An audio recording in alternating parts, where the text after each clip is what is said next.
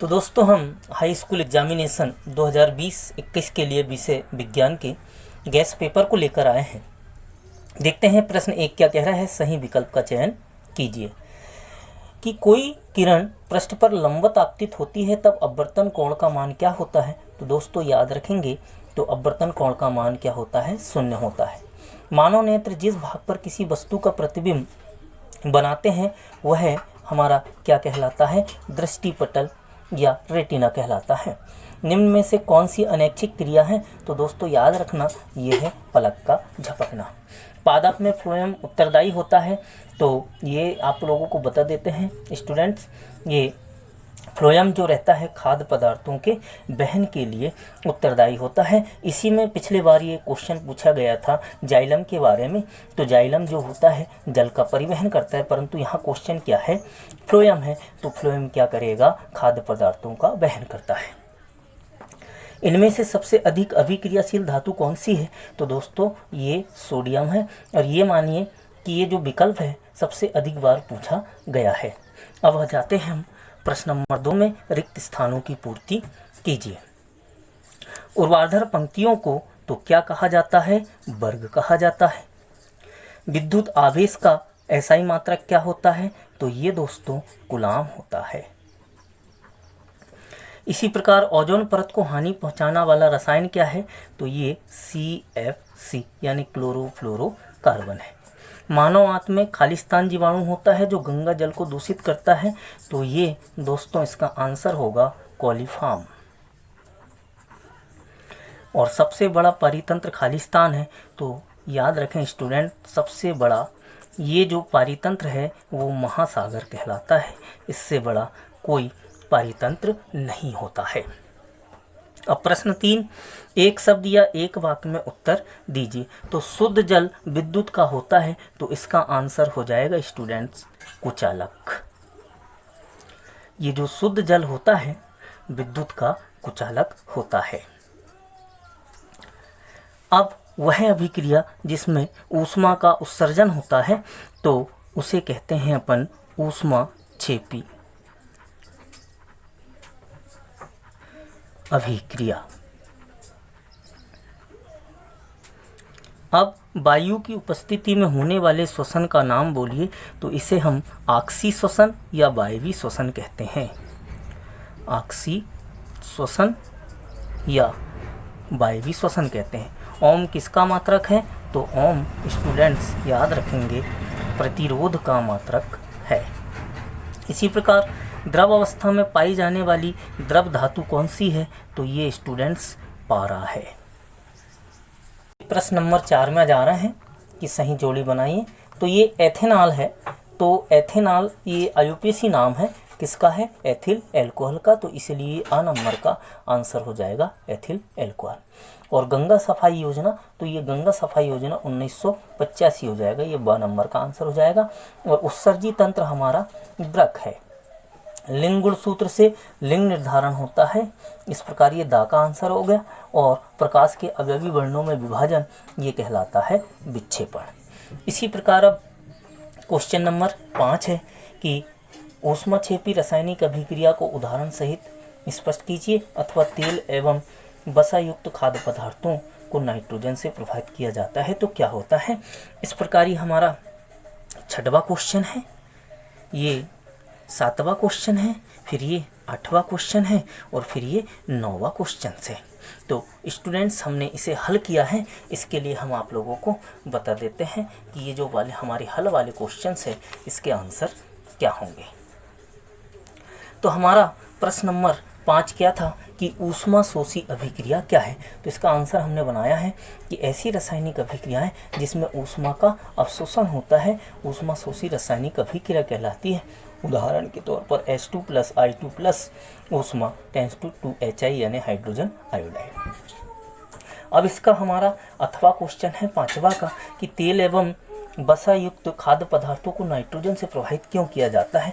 तो दोस्तों हमेशा याद रखना कि तेल एवं वसा युक्त खाद्य पदार्थ लंबे समय तक रखे जाते हैं और अपचयन की क्रिया होने के कारण ये विकृत गंधी अर्थात खराब हो जाते हैं, जिनसे इनका स्वाद और गंध परिवर्तित हो जाती है नाइट्रोजन प्रवाहित करने पर विकृत गंधीता को रोका जा सकता है, अतः तेल एवं वसा युक्त खाद्य पदार्थों को विकृत गंधी अर्थात खराब होने से बचाने के लिए इन्हें नाइट्रोजन से प्रवाहित किया जाता है।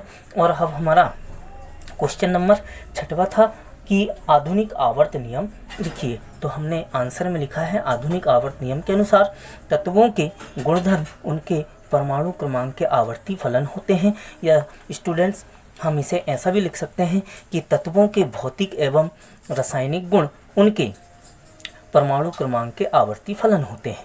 अब इसका अथवा क्वेश्चन था कि मेंडलीव की आवर्त सारणी की कोई 2 कमियां लिखिए। तो हमने आंसर बनाए हैं मेंडलीव की आवर्त सारणी की कमियां निम्नलिखित हैं कि मेंडलीव ने हाइड्रोजन की सही स्थिति के विषय में नहीं बताया, अर्थात मेंडलीव की आवर्त सारणी में जो हाइड्रोजन का स्थान है वह उचित नहीं है। फिर दूसरा, मेंडलीव की आवर्त सारणी में अक्रिय गैसों की स्थिति भी स्पष्ट नहीं की गई है। अब प्रश्न नंबर 7 में जाते हैं कि पर परागण को परिभाषित कीजिए। तो हमने इसका आंसर बनाए हैं कि वह क्रिया जिसमें पुंकेसर के परागकोश से परागकण उसी जाति या अन्य जाति के किसी दूसरे पुष्प के वर्तिकाग्र पर पहुंचते हैं पर परागण कहलाता है। इसका उदाहरण है स्टूडेंट्स गेहूं, मक्का, चावल, चमेली, गुलमोहर आदि पर परागण के उदाहरण हैं। अब इसी में हमने इसका अथवा क्वेश्चन बोले थे कि डीएनए का प्रतिकृतिकरण क्यों आवश्यक है। तो हमने आंसर बनाए हैं कि एक ही प्रजाति के जीवों में डीएनए की समान मात्रा पाई जाती है। संतति जीवों में डीएनए की मात्रा का संतुलन बनाए रखने के लिए ही डीएनए का प्रतिकरण होता है, और डीएनए ही पुत्री पीढ़ियों में विभिन्न लक्षणों का नियमन करता है। इसीलिए डीएनए का प्रतिकरण आवश्यक है। अब स्टूडेंट्स ये देख लेते हैं हम, ये प्रश्न नंबर 8 था कि लेंस को परिभाषित कीजिए। तो हमने आंसर में लिखा है कि 2 पृष्ठों से घिरा ऐसा पारदर्शी माध्यम जिसका एक या दोनों पृष्ठ गोली होते हैं लेंस कहलाता है, और लेंस मुख्यतः 2 प्रकार के होते हैं, उत्तल लेंस और अवतल लेंस। अब इसका अथवा क्वेश्चन में हम आ जाएं कि किसी लेंस की क्षमता को लिखिए। तो हमने आंसर में लिखा है कि मीटर में मापी गई लेंस की फोकस दूरी के व्युत्क्रम को हम उसकी क्षमता कहते हैं। सूत्र रूप में इसे इस रूप में लिख सकते हैं कि लेंस की क्षमता बराबर 1/मीटर में मापी गई फोकस दूरी, यानी P बराबर 1/f। दोस्तों कभी कभी इसका मात्रक पूछ लेता है, तो इसका मात्रक डायऑप्टर होता है। अब हम प्रश्न नंबर 9 में आते हैं कि समजात अंग को समझाइए। तो हम आंसर लिखते हैं कि प्राणियों के शरीर में ऐसे अंग जो उत्पत्ति और संरचना में समान होते हैं किंतु कार्यों में भिन्न भिन्न होते हैं समजात अंग कहलाते हैं। उदाहरण के तौर पर हम देख लेते हैं कि मनुष्य के हाथ, चमगादड़ एवं पक्षियों के पंख और छिपकली के अग्रपाद आदि हम देखते हैं कि उत्पत्ति और संरचना में समान होते हैं, किंतु मनुष्य अपने हाथों का प्रयोग पकड़ने के लिए, चमगादड़ और पक्षी अपने पंखों का उपयोग उड़ने के लिए और छिपकली अपने अग्रपाद का उपयोग रेंगने के लिए करते हैं। इसलिए इनके कार्य अलग अलग हो गए। इस प्रकार ये हमारा समजात अंग और उसका उदाहरण हो गया। अब इसका हम अथवा भी देख लेते हैं। इसका अथवा है समवर्ती अंग क्या है, परिभाषित कीजिए। तो हमने उत्तर में लिखे हैं कि प्राणियों के शरीर में ऐसे अंग जो उत्पत्ति और संरचना में अलग अलग होते हैं किंतु कार्य में समान होते हैं समवर्ती अंग कहलाते हैं, जैसे कि चमगादड़, पक्षी और कीटों के पंख। अब आप लोग देखते हैं कि चमगादड़ के जो पंख है वो त्वचा यानी चमड़ी से बने होते हैं, पक्षी के पंख आप लोगों ने देखा है, और कीट के पंख। तो ये उत्पत्ति और संरचना में अलग अलग है किंतु ये सभी की सभी कैसा काम कर रहे हैं, समान काम कर रहे हैं, अर्थात उड़ने का काम कर रहे हैं। अब स्टूडेंट्स ये देख लेते हैं प्रश्न नंबर 10वां कि लोहे में जंग से बचने के लिए 3 उपाय बताइए, अथवा लोहे की वस्तुओं को हम पेंट क्यों करते हैं। इसी प्रकार हमारा प्रश्न 11वां कह रहा है कि प्रकाश का परावर्तन क्या है, नामांकित चित्र बनाइए, अथवा किसी अंतरिक्ष यात्री को आकाश नीले की अपेक्षा काला प्रतीत क्यों होता है। फिर 12वां प्रश्न है कि किसी चालक का प्रतिरोध किन कारकों पर निर्भर करता है। इसका अथवा है श्रेणी क्रम में संयोजित प्रतिरोध को समझाइए। फिर 13वां है जल विद्युत संयंत्र का नामांकित चित्र बनाइए, अथवा सोलर कुकर का नामांकित चित्र बनाइए। फिर प्रश्न 14 धावन सोडा का रासायनिक नाम, सूत्र और 2 उपयोग लिखिए, अथवा प्लास्टर ऑफ पेरिस की जल के साथ अभिक्रिया के लिए समीकरण लिखिए। इसी प्रकार 15वां प्रश्न है कि कार्बन एवं उसके यौगिकों का उपयोग अधिकतर अनुप्रयोगों में ईंधन के रूप में क्यों किया जाता है। इसका अथवा है समजातीय श्रेणी क्या है, उदाहरण के साथ समझाइए।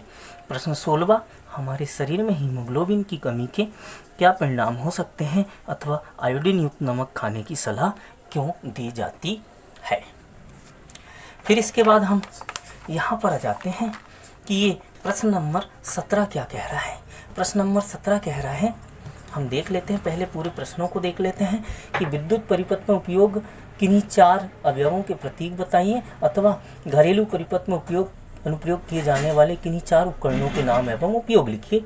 और 18वां प्रश्न है मानव मस्तिष्क का नामांकित चित्र अथवा तंत्रिका कोशिका का नामांकित चित्र, जिसमें से ये तंत्रिका कोशिका अति महत्वपूर्ण है। फिर धातु अधातु में भौतिक गुणों के आधार पर अंतर, और अथवा है ऊष्मा की अच्छी चालक 2 धातुओं के नाम, और ध्वनिक गैंग एवं खनिज को परिभाषित कीजिए। स्टूडेंट्स, ये जो प्रश्न था ये पिछले एग्जाम में आया भी था।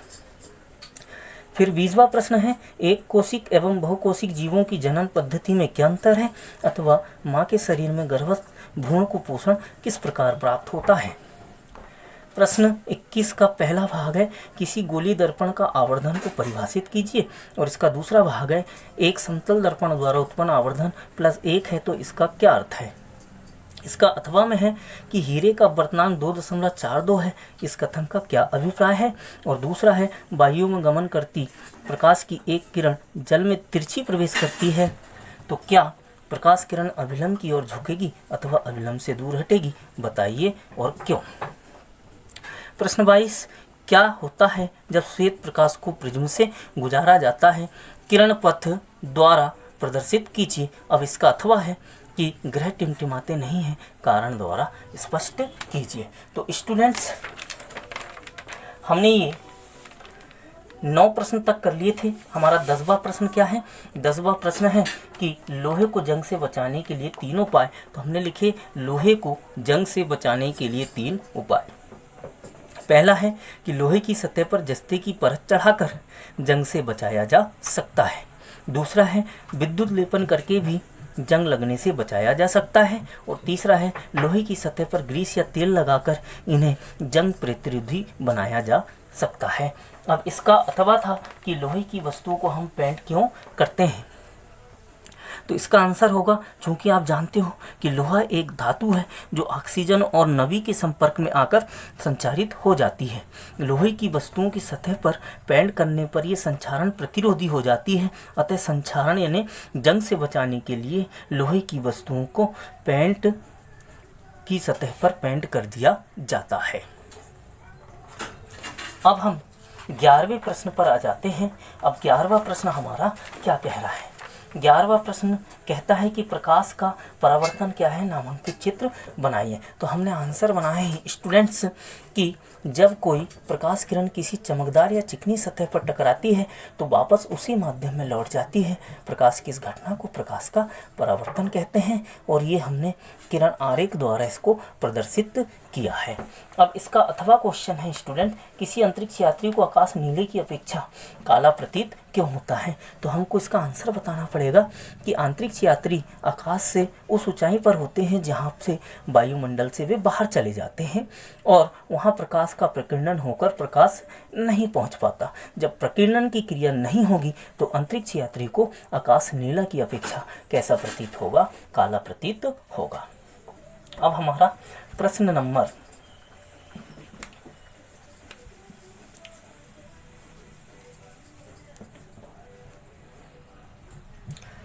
अब हम ये प्रश्न नंबर 13 में चले आते हैं कि जल विद्युत संयंत्र का नामांकित चित्र बनाइए अथवा सोलर कुकर का नामांकित चित्र बनाइए। तो स्टूडेंट्स, हमने ये जल विद्युत संयंत्र का नामांकित चित्र और इसका अथवा सोलर कुकर का नामांकित चित्र बनाए हैं।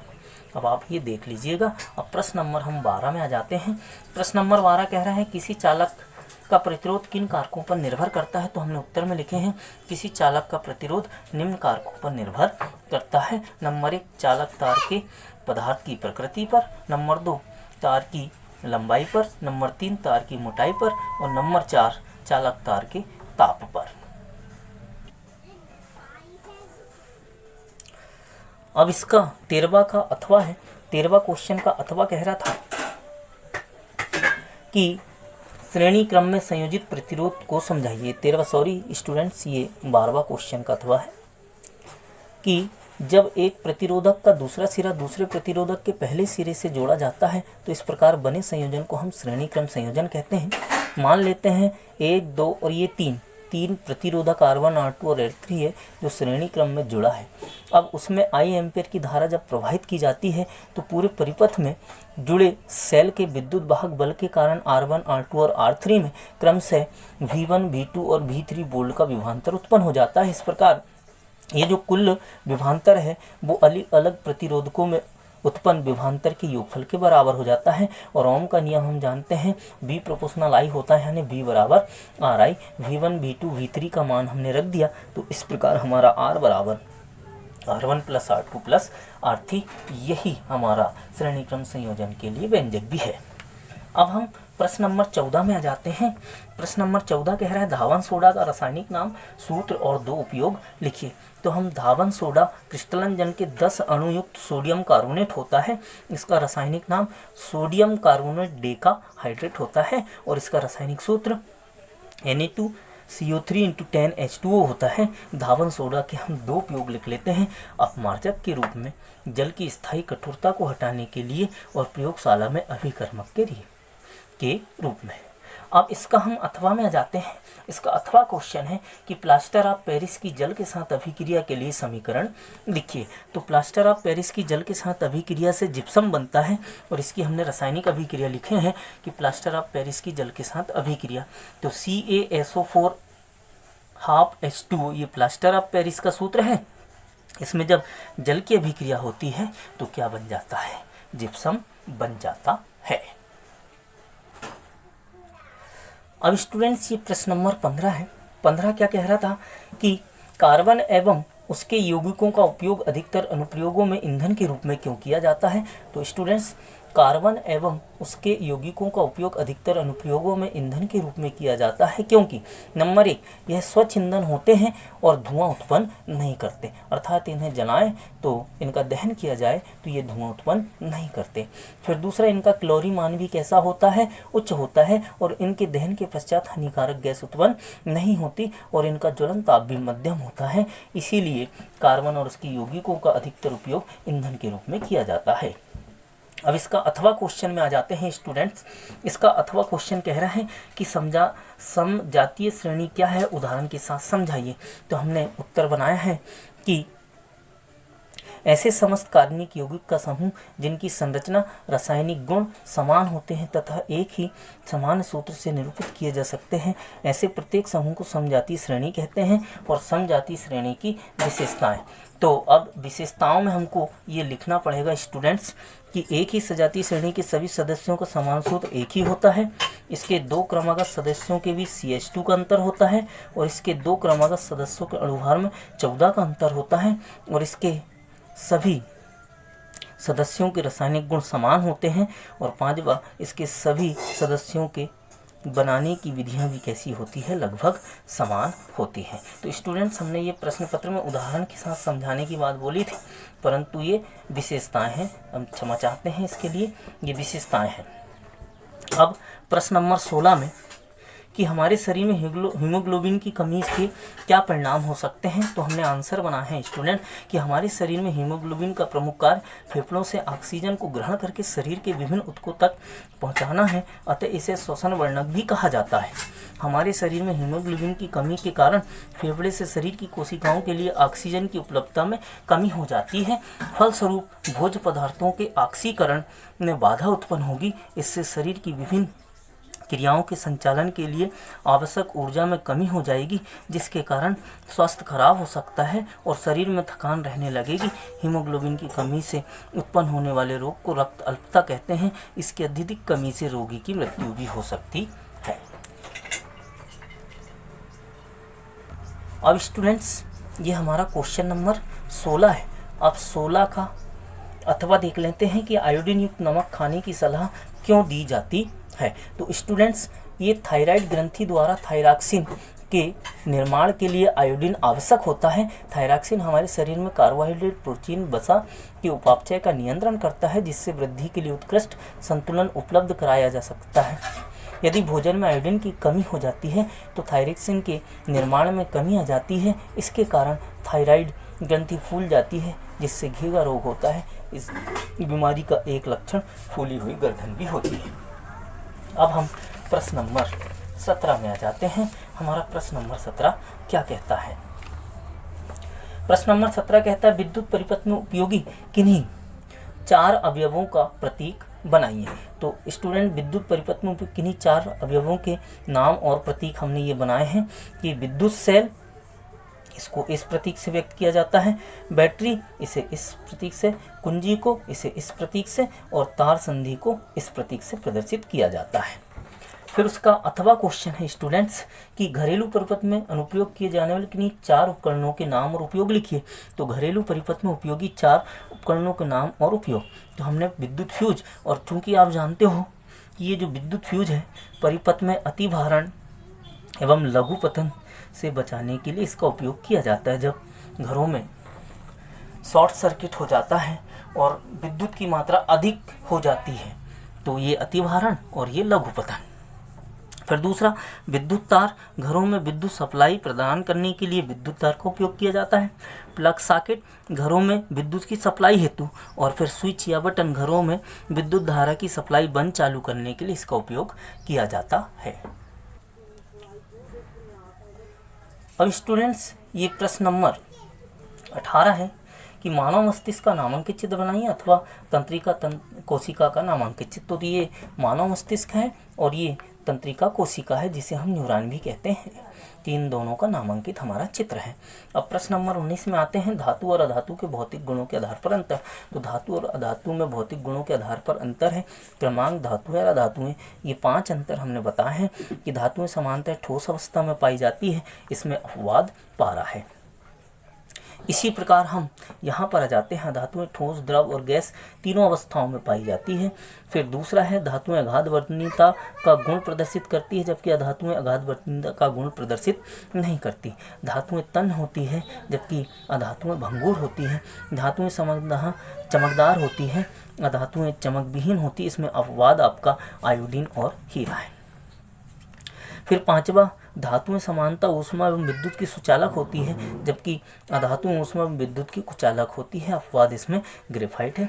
अब इसका अथवा क्वेश्चन था स्टूडेंट्स कि ऊष्मा की अच्छी 2 धातुओं के नाम। तो ऊष्मा की अच्छी चालक 2 धातुएं चांदी, तांबा और एल्यूमिनियम है। ध्वनिक का गुण, तो जब धातुओं को पीटने पर अथवा उनके अन्य धातुओं से टकराने पर विशेष प्रकार की ध्वनि उत्पन्न होती है, ये गुण ध्वनिक कहलाता है। अब गैंग, तो पृथ्वी से प्राप्त खनिज अयस्कों में मिट्टी, रेत जैसी अनेक अशुद्धियाँ होती हैं, इसे हम गैंग कहते हैं। और खनिज, पृथ्वी पर पाए जाने वाले प्राकृतिक पदार्थ जिनमें धातुएं या उनके यौगिक किसी न किसी रूप में समाहित होते हैं, ये हमारे क्या कहलाते हैं? खनिज कहलाते हैं। अब स्टूडेंट्स, हम प्रश्न नंबर 21 में जाते हैं। ये कह रहा है किसी गोली दर्पण का आवर्धन को परिभाषित कीजिए। तो हमने यहाँ हेडिंग डाली है, किसी गोली दर्पण में उत्पन्न आवर्धन एक आपेक्षिक राशि है, जिससे यह ज्ञात होता है कि प्रतिबिंब की लंबाई वस्तु की लंबाई की तुलना में कितना गुना है। यदि हम मान लें कि वस्तु की ऊंचाई h है, प्रतिबिंब की ऊंचाई h' है, तो गोली दर्पण द्वारा उत्पन्न आवर्धन m बराबर प्रतिबिंब की ऊंचाई और वस्तु की ऊंचाई यानी m बराबर h' यानी हम h' को -v से व्यक्त करेंगे तो ये u। इस प्रकार ये आवर्धन की परिभाषा।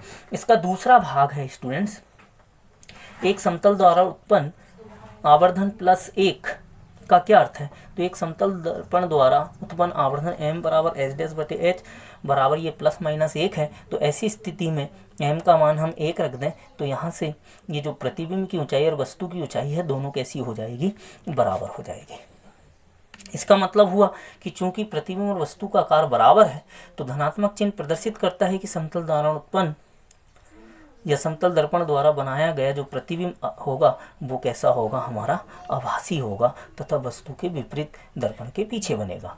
अब इसका अथवा क्वेश्चन है कि हीरे का अपवर्तनांक 2.42 है, इस कथन का क्या अभिप्राय है। तो हीरे का अपवर्तनांक 2.42 है, इस कथन का अभिप्राय है कि हीरे में प्रकाश की चाल जो है वो निर्वात में प्रकाश की चाल के 1/2.42 गुना होगी। अब इसका सेकंड भाग है स्टूडेंट्स कि वायु में गमन करती प्रकाश की एक किरण जल में तिरछी प्रवेश करेगी तो क्या प्रकाश किरण अविलंब की ओर झुकेगी अथवा अविलंब से दूर हटेगी। तो वायु में गमन करती प्रकाश की किरण जल में तिरछी प्रवेश करती है तो वह अविलंब की ओर झुक जाएगी, क्योंकि हम जानते हैं कि वायु विरल माध्यम तथा जल सघन माध्यम की तरह कार्य करता है। जब प्रकाश किरण वायु यानी विरल माध्यम से जल यानी सघन माध्यम में प्रवेश करेगी तो वह अविलंब की ओर झुक जाएगी। ये हमने चित्र के द्वारा यहाँ पर प्रदर्शित किया है। अब स्टूडेंट्स ये प्रश्न नंबर 22 है कि क्या होता है जब श्वेत प्रकाश को प्रिज्म से गुजारा जाता है, किरण पथ द्वारा प्रदर्शित कीजिए। तो हमने उत्तर बनाया है कि जब कोई प्रकाश किरण किसी प्रिज्म से होकर गुजरती है तो वह अपने अवयवी 7 अवयवी रंगों में विभक्त हो जाती है। प्रकाश की इस घटना को हम वर्ण विक्षेपण कहते हैं और निर्गत प्रकाश किरणों द्वारा पर्दे पर प्राप्त 7 रंगों के समूह को हम वर्णक्रम कहते हैं और वर्णक्रम में प्राप्त नीचे से ऊपर रंगों का क्रम निम्नानुसार होता है, जैसे हमने यहाँ बताया है, बैगनी, जामुनी, नीला, हरा, पीला, नारंगी, लाल। और ये चित्र के माध्यम से हमने बताया है। इस प्रकार ये जो प्रिज्म है वो हमको वर्णक्रम दे रहा है।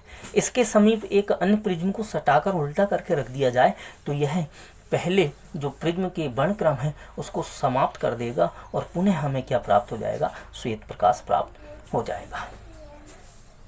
अब इसका अथवा क्वेश्चन है स्टूडेंट्स कि ग्रह टिमटिमाते नहीं है, कारण स्पष्ट कीजिए। तो हमने आंसर लिखा है कि तारों की अपेक्षा ग्रह पृथ्वी के अधिक निकट होते हैं, इस कारण उन्हें प्रकाश का विस्तृत स्रोत माना जा सकता है। अतः ग्रहों को बिंदु आकारों के प्रकाश स्रोतों का संग्रह माना जा सकता है। सभी बिंदु साइज प्रकाश स्रोतों से हमारे नेत्रों में प्रवेश करने वाला प्रकाश की जो मात्रा होती है में परिवर्तन का औसत मान 0 हो जाता है, जिसके कारण हमें तारे टिमटिमाते हुए प्रतीत नहीं होते। तो स्टूडेंट्स हमने इस वीडियो में कोशिश की है कि आपको परीक्षा में अच्छे से अच्छे अंक आए, इसके लिए हमने मेहनत की है। यदि आपको ऐसा लगता है कि हमने आपके लिए मेहनत करी है तो वीडियो को शेयर करें, लाइक करें और सब्सक्राइब करें। धन्यवाद।